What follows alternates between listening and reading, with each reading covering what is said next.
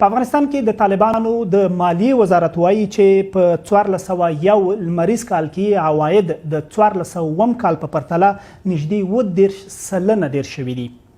دلیل یې څه دی؟ له کومو سرچینو راټول شوي او آیا د لګښتونو په پوره کولو کې د دوی د حکومت کې مرسته کولی شي؟ پر همدې او ډیرو نورو پوښتنو د مالیې وزارت کې د عوایدو د راټولونې د برخې مرستیال مشر معراج محمد معراج له کابل را سره وصل شوی سټوډیو ته کور ودان. معراج صاحب، مخکې له دې چې نورو پوښتنو ته پر دلایلو وغږیږو، که په پیل کې راته ووایي چې څومره عواید مو په 1401 میلادي کال کې راټول کړي وو او کچه څومره وه؟ موږ خو الحمدلله په 1401 کال کې چې دغه زموږ د امارت اسلامي د حاکمیت اول کال وو، موږ ټول 194.4 میلیارډ افغاني عواید راټول کړي دي چې د کې زموږ ګمرکات، زموږ غیر مالیاتي عواید، زموږ مالیاتي عواید او زموږ د بررسي او د خدمات مالیه دهندگانو او د کوچک ریاست عواید ټول پکې شامل دي. په دې معنی چې د 1400 کال په پرتله ستاسې عواید هغسې چې تاسو خپله مو ویل 10% زیات شوي دي. دلیل راته ویلی شي چې دلیل یې څه دی؟ ولې 10% خو ډېر زیاتوالی دی؟ نو الحمدلله واقعا دغه زموږ دپاره ډیره د افتخار خبره ده چې دغه زموږ د حاکمیت اول کال وو او موږ په عوایدو کې ډیر یو غټ لاسته راوړنه درلودله چې 10% ده. تقریبا که سړی ووایي چې هغه نیم سلنې ته موږ نږدې سوي یو چې په د تیر کال د عوایدو پرتله سږ کال زیاتوالی پکې راولو. نو دا خو ډیره واضح خبره ده چې دغه یو تعهد، یو اراده او عزم موجود دی او دلته الحمدلله د کارونو په شفافیت او په روڼتیا باندې ډیر کار شوی دی. فسادونه د اداراتو الحمدلله ورک شوي دي. نو دغه عوامل دي چې الحمدلله موږ په ښې طریقې وکولی شو چې سږ کال په عوایدو کې ډیر ښه پرمختګ او زیاتوالی ولرو. په شفافیت باندې وروسته خبرې کوو معراج صاحب، لیکن لږ نور وضاحت هم پکار دی. مثلا چې تاسې کله وایي 10% مو عواید یا ګټه د حکومت ډیره شوې د سرچینو نه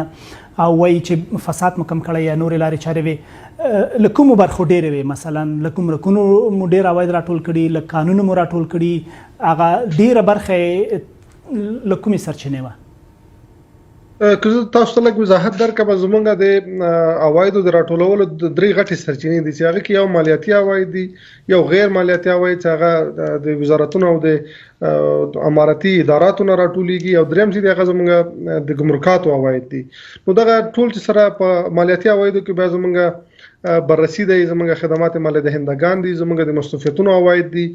دغه ټول په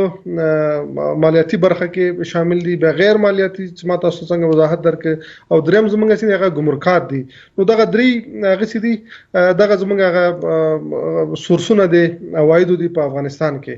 نو دغه تقریبا په ټولو برخو کې کار شوی دی او ټولو برخه الحمدلله د تیر کال په هغه په مقابل کې الحمدلله سږ کال موږ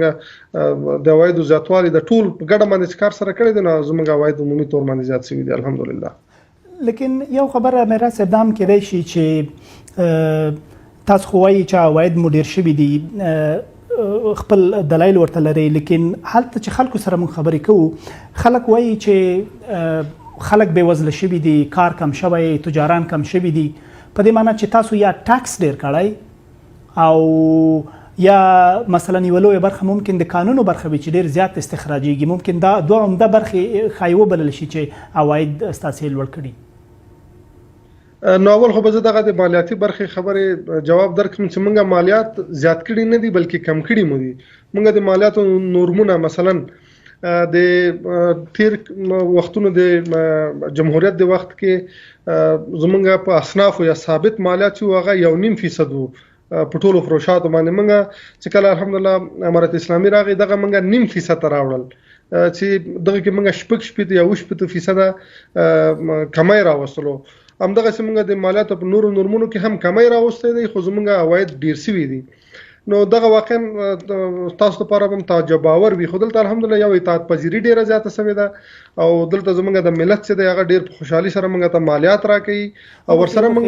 سهولتونه ډیر کوي. میراث صاحب که تاسو وایي چې ټیکس مو کم کړی، مالیه مو کم کړې ده په ډیرو برخو کې، نو بیا مالیه څنګه لوړې دی شي؟ دا څنګه شونې کېدای شي چې مالیه کمه کړي او ما عواید مو ډیر شي؟ ځکه عواید خو د حکومت له لویه سره له مالیې راخیستل کېږي او چې مالیه خلک کمه ورکړي او تاسو هم وایي چې کمه کړې به ده، نو لوړېږي په څنګه؟ نو دغه کې الحمدلله بیا شفافیت راغلی دی، په کارو کې اسانتیاوې راغلي دي. زمونږ چې کوم باقیات وو هغه هم کوشش کړی چې هغې کې خلکو ته ډېر ښه انسنټیوز ورکړو، ورته اسانه یې کړو او همدغسې د فرار د مالیاتي چې دی ډېر کم شوی دی. اوس دلته ملت په سطح باندې د افغانانو تاجرانو په سطح باندې الحمدلله موږ د هغوی سره مسلسل ناستې وي او هغوی الحمدلله اوس داسې په خوشحالي سره هغه پیږي چې دغه اوس دولت یا حکومت چې دی دغه افغاني دولت یا حکومت دی هغوی د خپل ازادي او د خپلواکي احساس کوي، نو غواړي چې دغه دولت او افغانستان جوړ کړي، نو هغه خپل مالیات فرار نه کوي پکې. دغه الحمدلله ډېره یو غټه خبره ده چې د دې سبب شوی دی چې زموږ عواید موږ چې مالیات نورمونه زیات کړي دي خو زموږ عواید چې دي د مالیاتو نورمونه موږ کم کړي دي خو زموږ عواید زیات شوي دي. نو دغه هغه موجب دی چې دغه الحمدلله زموږ ریوینیوز اضافه شوي دي سږ مثلا په ځینو ځایونو کې ښاروالانو موږ ته د رسیدلو ریپورټونو له مخې یا حتی والیانو په ځینو ځایونو کې خپل سر ډول ټکس یا مالیه وضع کړي، مثلا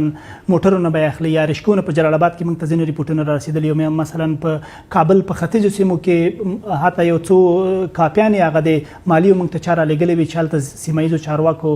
مالیه اخیسته. فکر کوئ چې تاسو د مالیې د ټولولو دپاره یوه ځانګړې او واحده تګلاره لرئ چې په ټول افغانستان کې یو ډول وي، یعنی په هر ځای کې ستاسې چارواکی جلا جلا د مالیې د لګول تګلاره ونه لري؟ دا خو زه باید په ډیر وضاحت سره درته وایم چې افغانستان کې هیڅ څوک هم داسې نشي کولی، نه سیمه ییز چارواکي نه د ولایاتو په سطح باندې چې هغوی خپل مالیات راټول کړي. دغه الحمدلله اوس ټول یو امارت دی، په ټول افغانستان باندې حاکمیت لري. نو څومره مالیات چې راټولیږي هغه د امارت اسلامي په چوکاټ کې راټولیږي.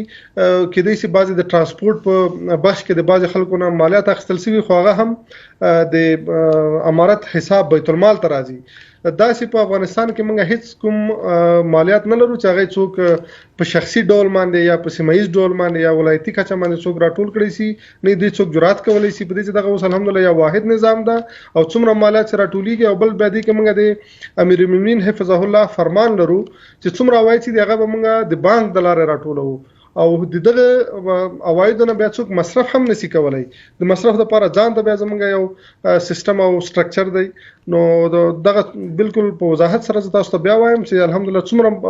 مالیات چې دي هغه د دولت په کچه باندې راټولیږي او څوک دغه جرأت نشي کولی چې هغه په خپل شخصي ډول باندې خو بیا نو انارشیزم دی. دلته خو الحمدلله اوس یو حکومت دی یو دولت دی او الحمدلله هغه حاکمیت دی. ټول خبره وکړه چې ټول مالیات که هر څومره په هر ځای کې په هر ګمرک کې یا هر ښاروالۍ کې اخیستل کېږي هغه مخامخ دغه ته تحویلیږي بانک ته. یعنې داسې بیلګې نشته چې تاسې ووایي چې مثلا په یو ځای کې بانکي سیستم فعال نه دی یا مثلا بیروکراسي ده، کېدای شي خلک نقد پیسې له خلکو واخلي ستاسې چارواکي او بیا یې بانک ته تحویل کړي. یعنې هیڅ ځای کې تعرفې په نقدي نه دي، تعرفې یا دغه مالیې ټکسونه ټول باید د بانک له لارې تحویل شي، همداسې وایي؟ زمونږ مالیاتي پالیسي دغه ده چې ټول مالیات باید د بانک د لارې را تحویل شي. خو دې کې بیا بعض استثناءات موجود دي چې مثلا موږ